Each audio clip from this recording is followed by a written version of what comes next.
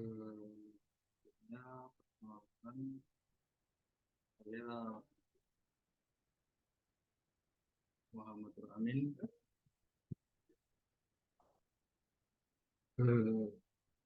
Tugas satu manajemen komunikasi proyek. Untuk nama saya Muhammad Amin, NIM 411-2011-00004. Tugas perencanaan dan pengelolaan komunikasi proyek.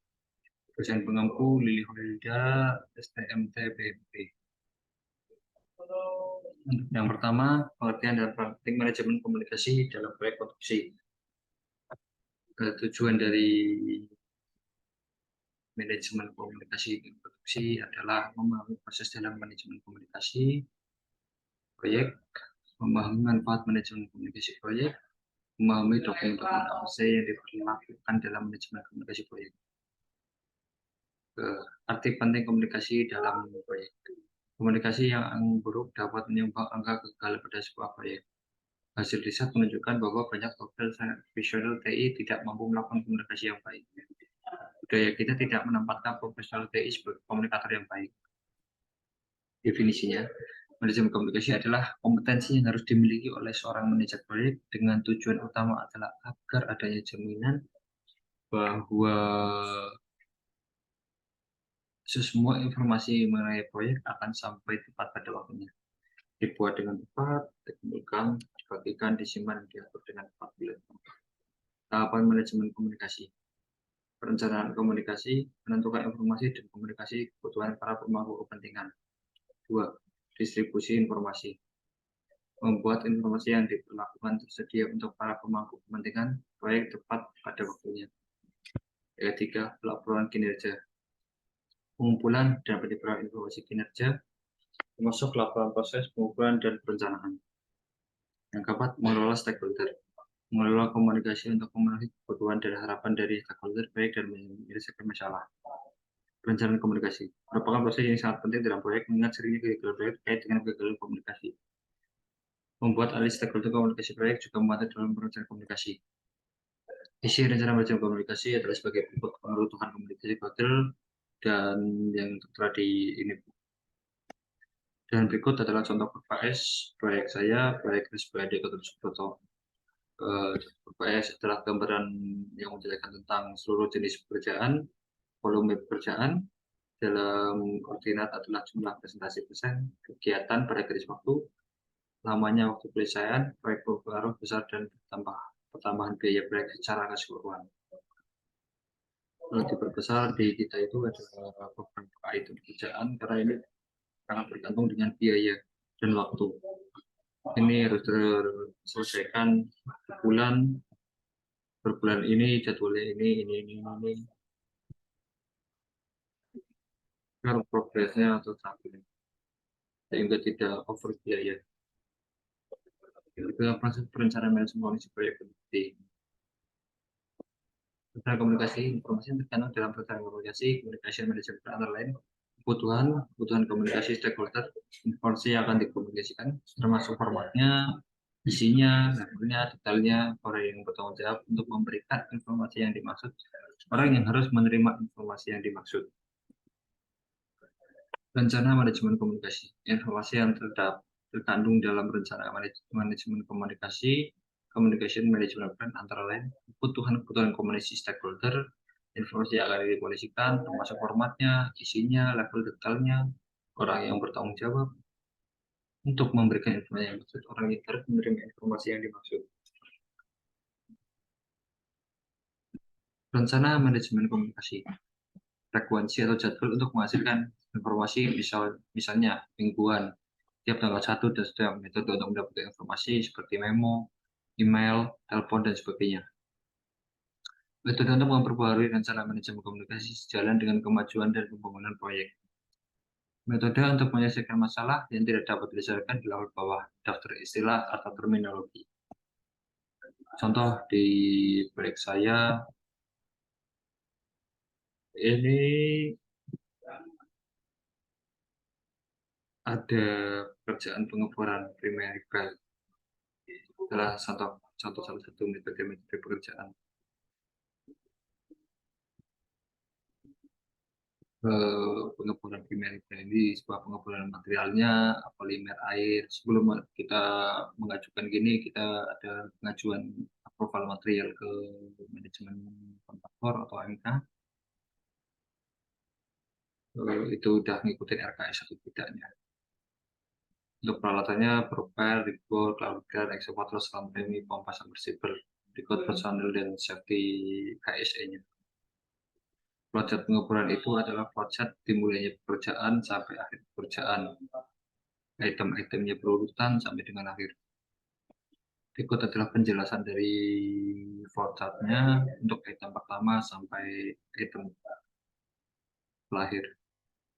Yang pertama, mobilisasi area proyek. Yang kedua, akan melakukan mobilisasi alat. Pengeboran harus mission plan. Mission plan itu buat kayak ngaduk si bentonet itu untuk pengecorannya. Jadi kan kita memakainya primer bentonet. Yang ini yang arena, pengeboran, pembersihan lubang bor dari lumpur yang tersisa, biar cleaningnya biar bersih, supaya tidak terjadi pengendapan lumpur di bawah.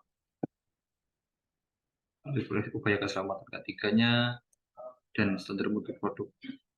Standar mutu produk ini mengikuti acuan dari RKS.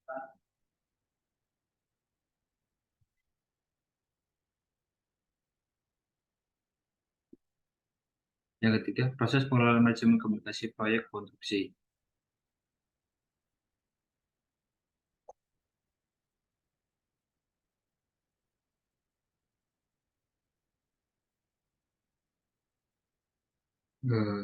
Distribusi informasi. Dalam proses distribusi informasi diberlakukan cara yang tepat, pada yang tepat, waktu yang tepat, dan format yang benar, termasuk dalam penggunaan teknologi untuk meningkatkan informasi secara metode formal maupun informal. Beberapa hal penting dalam melakukan distribusi informasi. Yang pertama, penggunaan teknologi. Yang kedua, cara formal atau informal. Yang ketiga, penanganan informasi yang sangat penting agar dapat didistribusikan dengan efektif dan tepat waktu. Yang keempat, memilih media yang cocok untuk berkomunikasi. Yang kelima, pemahaman atau akan teknik komunikasi individual atau kelompok. Yang keenam, teknik menyampaikan berita buruk. Yang ketujuh, pengaturan jumlah jalur komunikasi. Laporan kerja merupakan bagasi menyampaikan informasi hasil kerja yang sudah tercapai, termasuk di dalamnya adalah penggunaan sumber daya, manusia, anggaran, waktu untuk mencapai tujuan proyek. Dan waktu dalam pelaporan kinerja antara lain laporan status, laporan kemajuan, dan perkiraan.